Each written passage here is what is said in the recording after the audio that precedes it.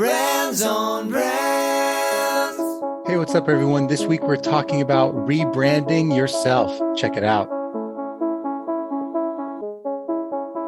In a world where content is king and your reputation is your brand, how do you build a brand that matters? Welcome to Brands on Brands, a home for those that think different and push their boundaries. This is where branding that matters lives. Now, here is your host, Brandon Burkmeyer. Hey, what's up? Welcome to Brands on Brands. I'm Brandon Burkmeyer, your personal branding coach, and I believe that building a brand that matters today is the only way to thrive tomorrow. Appreciate you guys listening. This week, we're talking about rebranding yourself. We'll dive into that in a second, but if you've never been to the website or the show, this is your first time listening, make sure to go to brandsonbrands.com to get to know the show a little bit better and to find some of our resources there for you guys. Also, if you are looking to rebrand yourself or build the brand of you, I do that. I help people with these things. Set up a discovery call with me. Go to brandsonbrands.com/coach, and we can get to know each other better. All right, now let's dive into the show. Brands on Brands. All right, diving into it, how to rebrand yourself, rebranding yourself. Where do you get started? What do you do? What are the things that are going to get you there? I want to keep this pretty simple today. I was thinking about this because I know a lot of you out there are thinking about, figuring out who you are as a brand. You are either in a career that you are looking to leave, or you've already left, or you are an independent entrepreneur or coach, and you are still figuring out who you are, what you're about, and what you want your reputation to be. As they say, what do you want to be known for? And that's a daunting task to think about, to strategize. And a lot of the time, what you start with as your brand will have to change over time. And for me, a rebrand doesn't just happen once, it consistently happens. I'm consistently finding things that are new about myself and about how I help people that I now have to build into my brand. So if you're starting down this road and you're trying to work on, what do I do to rebrand myself? I don't want you to think of this as, imagery and logos and slogans and offers. I want you to start a little bit deeper than that and think about, what they would say is your why, right? Like, why is it that I am looking to rebrand myself right now? And what I would suggest is that a lot of us out there, when we're getting started, it's the reason we're rebranding ourselves is because we're starting to know ourselves a little bit better. We've learned something new.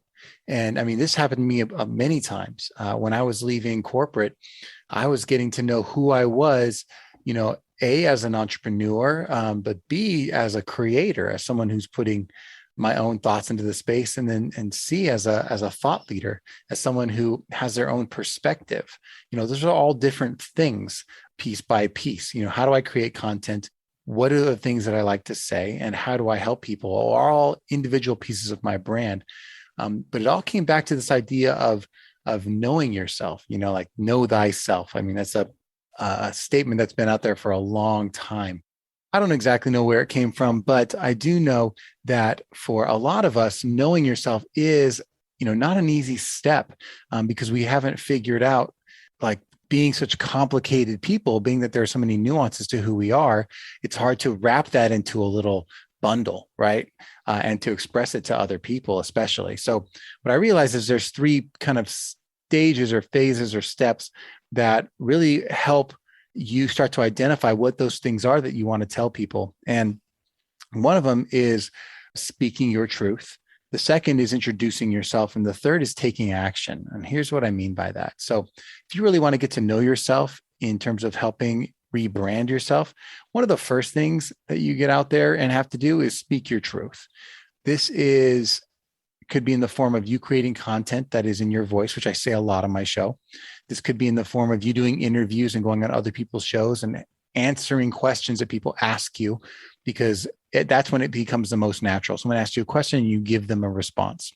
And the third is speaking, you coming up with your framework, your thoughts on something, and going and teaching that in a methodical way to someone else in a speaking environment, right? Speaking your truth is one of the easiest ways to know yourself, because as you continue to use your voice, you continue to find those themes that are the things that you like to think about and talk about. Speaking your truth is a great way to get to know yourself. And that becomes part of your brand. That's the content part of your brand.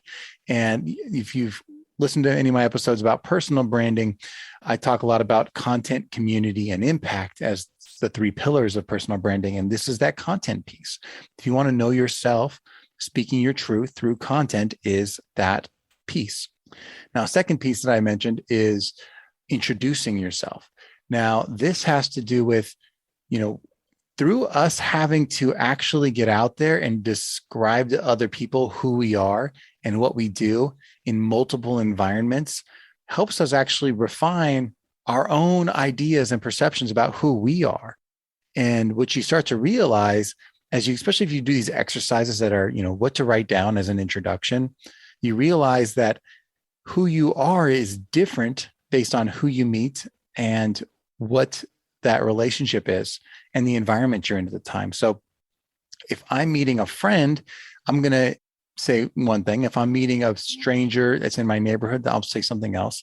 If I'm meeting someone at a business conference, that's one thing. And then if I meet someone in a business meeting where there's some rapport already, that's something else. So there's all these different environments. So each time we have to kind of think on our feet, who are we? What do they need to know about me that's going to be important to them and this situation, right? And that's why it gets kind of interesting to go through the practice of introducing yourself and putting yourself into situations where you have to introduce yourself, but actively thinking about that. Like, what do I want to say? Like, now that I know that I'm going to be in this environment, what do I want these people to know that's going to either start a conversation or introduce enough curiosity that it leads to what's important for them to know about me? And that goes into you actually thinking about each situation. Like, what is it that I want to introduce myself as and getting out there? And what's funny is not only that, the actual act of introducing yourself, but like having to write things or say things that introduce you. For example, we just talked about a normal, natural hello. That's one way. Another way is having to write an about page for a website where you describe yourself, who you are, what motivates you, and how you help people on a web page. It takes a little bit of time, takes some introspection, but that practice of having to do that helps you get to know yourself better, especially with the rebrand, by actually writing that stuff out before you publish it and doing it a couple of times and looking at other examples of how other people do it in your space helps.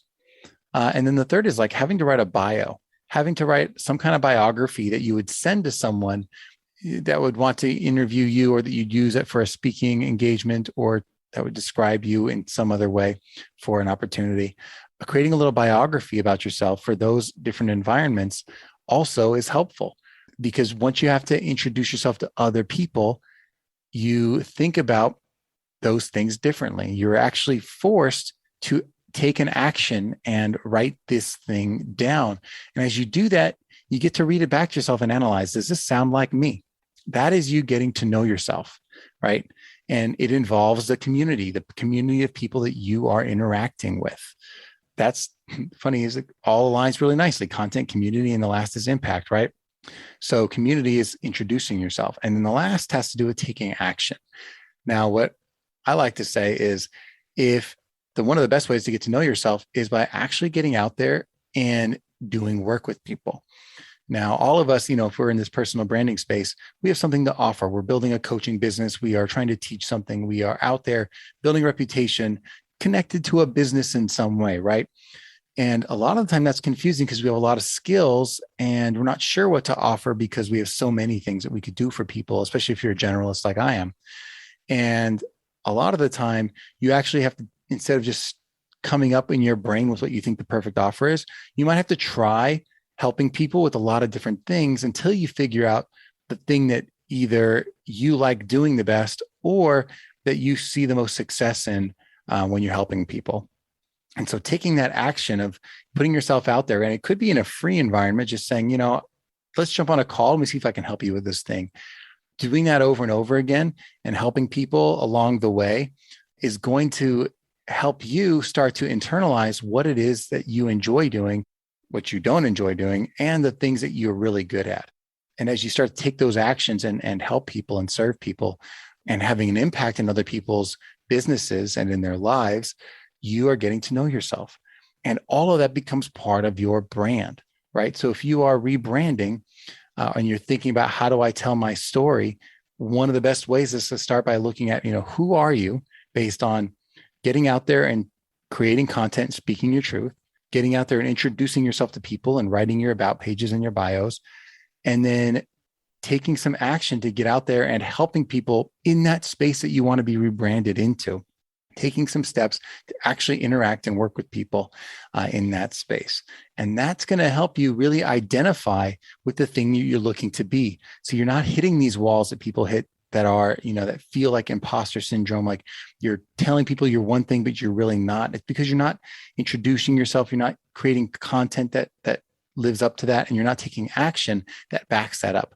Once you start doing these three things and you're taking action along that way, it helps you really live in that brand that you are moving towards. And guess what? It'll continue to change and evolve. Every few months, you might have a little bit of a pivot that leans in more into a little bit truer version of yourself. And that's okay. Just continue to rebrand and take those actions again. And if it means you have to change a website or change a slogan, fine. Those are outputs. Those are not your identity. Those are outputs. I hope that helps. I hope that thinking about the flexibility, especially as a personal brand, you change as a human. Thinking about that flexibility over time will help you reframe what a rebrand is to you.